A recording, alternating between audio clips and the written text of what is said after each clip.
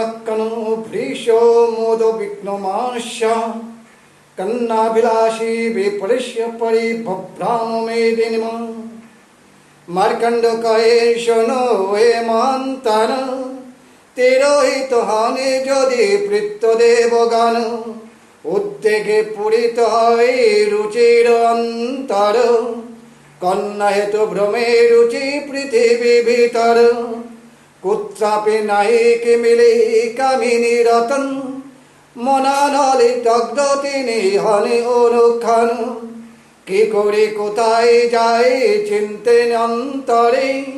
কোথায় রমণী পাই গমন করিলে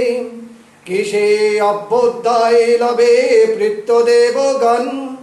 এরূপ চিন্তেন মনে সদা সর্বক্ষণ তারপরে মনে মনে করিলেন তিনি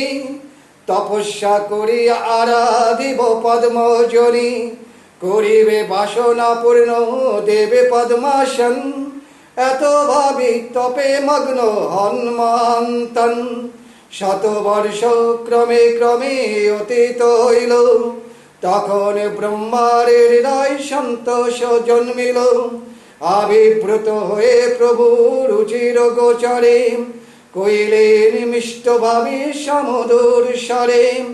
প্রসন্ন হয়েছি আমি তোমার উপর মনের বাসনাকে বাঁচাই সেই বড় তখন ব্রহ্মাকে নতি করি ভক্তি ভরে মনগত কথা রুচি কইলা তারে তা শুনে পিতামহ কহেন তখন প্রজাপতি হয়ে করো প্রজার সৃজন পুত্র উৎপাদন হয় যেমন প্রকারে বিধিমতে করো তা কইন তোমারে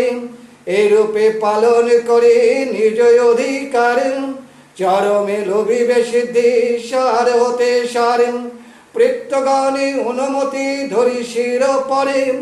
দারিদ্র কর তুমি সানন্দ অন্তরে আমার বচনে করি সদা পুত মন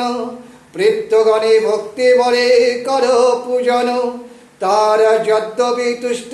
হয়েন তোমারে পুত্র পাবে পত্নী পাবে জানিবে অন্তরে পৃত্তগণ সন্তুষ্ট যার উপর কি অসাধ্য থাকে তা